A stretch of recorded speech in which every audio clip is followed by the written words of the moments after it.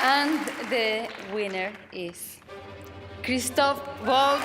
Christoph Waltz. Christoph Waltz. Christoph Waltz. Why I get to stand here is really no mystery, because it says so at the very beginning of our movie, written and directed by Quentin Tarantino. Christoph Waltz. For decades, he was just another face on German television. But then Quentin Tarantino came along and turned him into one of the greatest villains in modern cinema. Ooh, that's a bingo! From his performance as Hans Landa in Inglourious Basterds to playing Dr Schulz in Django Unchained, Waltz's career is proof that sometimes all it takes is one role, one director, and one perfect moment to change everything. Almost overnight, Christoph Waltz went from being virtually unknown to winning an Academy Award. So today, I want to shine some light on the fascinating career of Christoph Waltz and how Quentin Tarantino gave him the chance of a lifetime.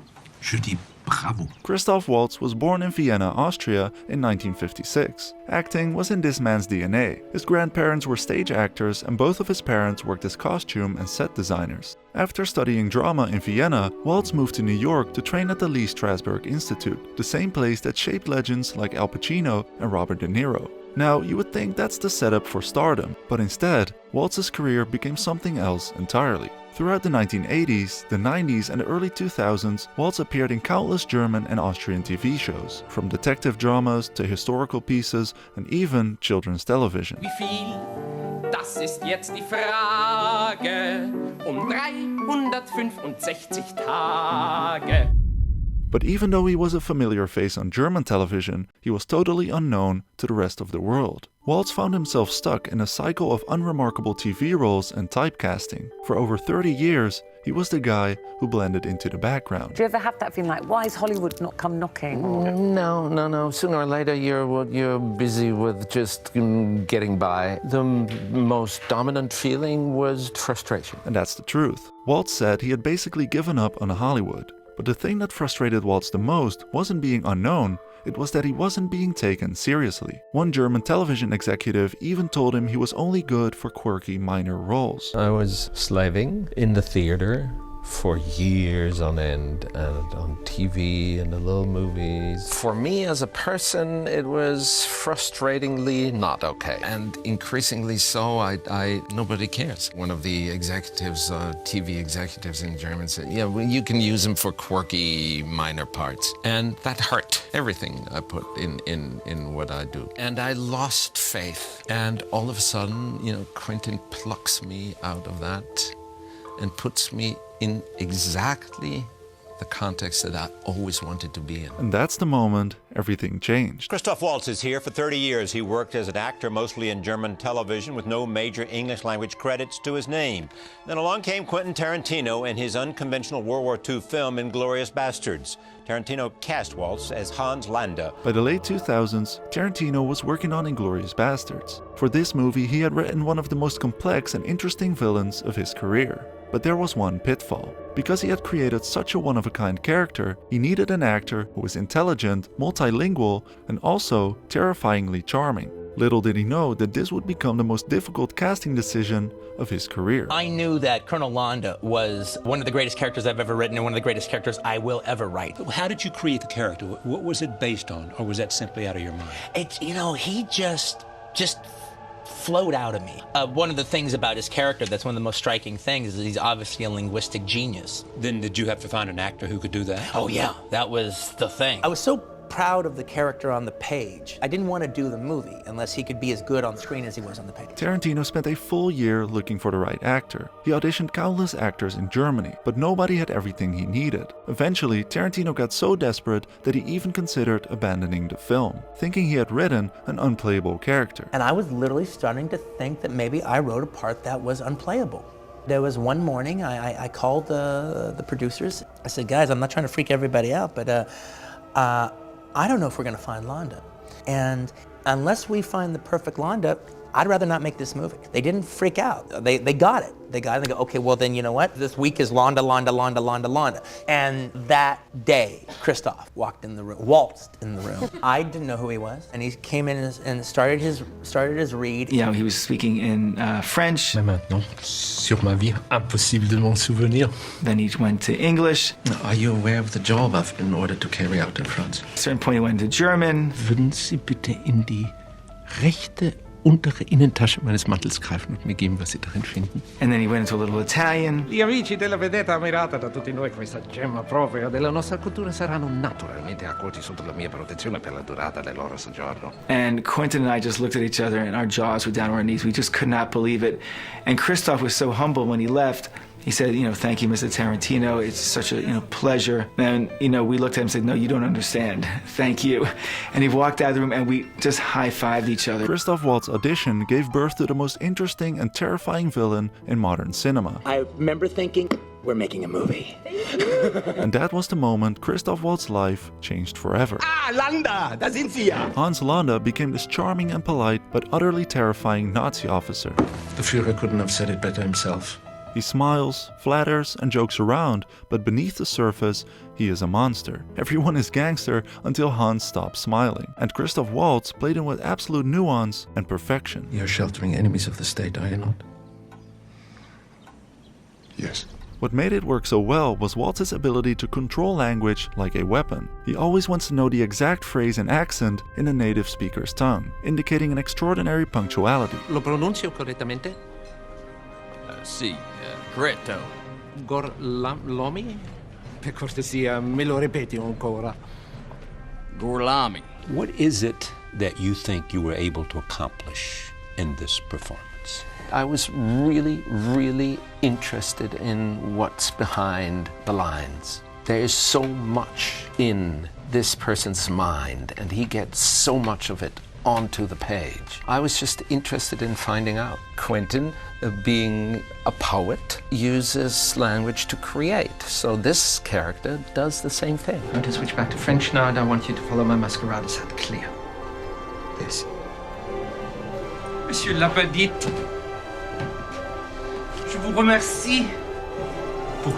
Hans Landa is so convincingly scary because he's not impulsive or easily angered. He is so level-headed and calculated, it makes him seem like he already knows all your secrets. A lot of movies show Nazis as stupid or incompetent, but Hans is the counter opposite. He is clever and has a cold pressure on him. He plays it like he is a cat toying with a mouse. Au revoir, Shoshana! What an amazing performance and an amazing character. Some great lines you had to work with. Right. Consider who wrote the lines. I didn't. Who wrote the part? I didn't. Who wrote the story? I didn't. I almost said I was getting comfortable with resignation. Quentin plucked me out of that. Plucked me out of negativity. Plucked me out of sort of self-pitying, all these self-indulgent actor things that drive some of us into alcoholism. I remember exactly up there in the hills next to the farmhouse, and I said, I'm grateful that you remind me of the reason why I have become an actor. Inglourious Basterds premiered at Cannes in 2009. Christoph Waltz was 52 years old, and suddenly he was a superstar. Not only was he finally discovered, after spending decades in anonymity, he also received a well-deserved Oscar for Best Supporting Actor in his first English movie. And the winner is Christoph Waltz in Inglourious Basterds. Here you have received all of this acclaim. You're a new actor now. No. You're like a first-time actor. It's like a whole... Yeah, that's funny. Yeah, an overnight success after 30-some years. It's been 30-some years, an amazing career, really. Yeah. I had an extraordinary meeting about 35 years ago. Yeah. With Jean Dalrymple, and she said, so you're an actor. I can see that you are a fabulous actor. And then she said, nobody gives a shit. The only thing that matters is who do you know and who don't you know. So that was really an eye-opener. She was right. Now I know Quentin. He said you had given back his career. Yeah. And you said something interesting too. Mm-hmm. You gave me my movie. But after Inglourious Basterds, Tarantino wasn't done with Waltz. This time writing a role specifically for him, resulting in Dr. King Schulz in Django Unchained. This seems like a good bit of fun. The character wouldn't have existed if I had never met Christoph. There would be no King Schulz. First, Christoph gave us the best villain in history, and this time he is giving us the best hero, a German dentist turned bounty hunter who teams up with Jamie Foxx to free his wife and wreak havoc on the slave trade. These days I practice a new profession. Bounty hunter. The fact Waltz goes from being one of the best villains in Inglourious Basterds to one of the best heroes in Django, while always remaining a German dude, just shows his range as an actor. And Tarantino, being a great director, letting him do what he needs to do for the role. So when Quentin Tarantino arrives with a part, what do you say? In this case, with Django, he said, would you mind coming up to my house? I show you something. And he put 20 pages in front of me. On the table. I said, do you want me to read it? And he said, is this why you're here? So I started reading it. So I read this, and, bottom of page 1, it kind of, I start to get an inkling, and on top of page 2, I can feel he's trying to tell me something. Yeah. It was 20 pages, a few weeks passed, and I read another 40, and so on until I got to the end of the script. So what is he telling you? Nothing, literally, and I didn't say anything either. Yeah. I mean, it was pretty clear.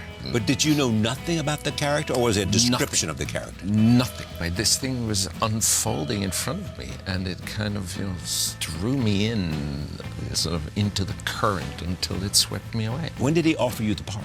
That's it. That was it. That was it. That was the offer. Where Hans Landa was cold and manipulative, Dr. Schulz is warm, witty, and oddly noble.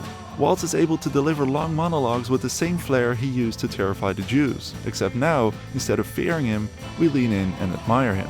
He brings a light in the dark. A little light into the dark, and I think this was the objective of my character. Is that 99% the acting skill, or is that a lot of that was the character you read from the text? Actually, all of it is the character you read. I read. The text. Yeah, I have no clue what to do when I read this.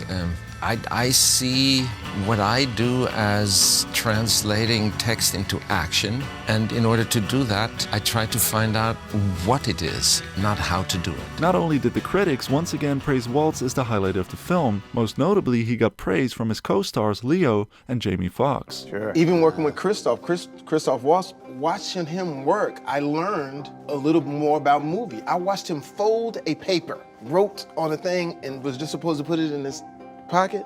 It seemed like it took him forever to do it. He was like, it was nothing else existed but that moment, right? Christoph Waltz's process wasn't that I'm gonna have all of these things memorized and do all of these things at once. Calm yourselves, gentlemen. One more time. Calm yourselves, gentlemen. And we were watching it, and Leo was like, I said, Leo, you think you got it? He's got something, pal. Just keep watching, some shit is going on. And then all of a sudden in the movie, boom, calm yourselves, gentlemen. I was like, oh, and then I'd like to thank the Academy. Christoph Waltz, Django Unchained. After winning 2 Oscars with Tarantino and giving us a masterclass in acting, Waltz's career didn't stop. Once Hollywood discovered him, everybody wanted a piece. He became James Bond's greatest rival Blofeld, Inspector, and No Time to Die. He worked with Wes Anderson in The French Dispatch, and he played in Frankenstein and Dracula. I mean, not every role was as acclaimed as Tarantino's work, but Christoph Waltz has incredible versatility. He had gone from being ignored for decades to being one of the most in-demand actors in the industry. Without Tarantino, Christoph Waltz might have stayed a forgotten German TV actor. I recently was asked by someone who needed to know how much I thought, what percentage exactly I thought my career was due to luck. And I can give him an answer. I know exactly, to the dot, what percentage I owe to luck. 100. Christoph Waltz is one of the most humble actors out there. He knows how it feels to work your whole life as hard as you can, but sometimes things simply don't work out the way you planned. But by being at the right moment at the right time, your life can change forever. Christoph Waltz is living proof that luck is what happens when preparation meets opportunity. The Führer couldn't have said it better himself. Now, if you want to watch another legendary German-speaking actor, I highly recommend checking out Klaus Kinski's performances in Werner Herzog's iconic movies, because Aguirre and Fitzgeraldo are currently streaming on Mubi, not only in my country, the Netherlands, but in many other countries. Mubi is a curated streaming service dedicated to elevating great cinema from all around the globe. From iconic directors to emerging auteurs, there's always something new to discover. And the best thing is that they are all carefully handpicked by Mubi curators, allowing you to discover the best cinema at your fingertips, streaming anytime, anywhere. I work anytime, anywhere. We work Jewish holidays? Anytime, anywhere. You can try Mubi free for 30 days at mubi.com/docinema. That's mubi.com/docinema for an entire month of great cinema for free.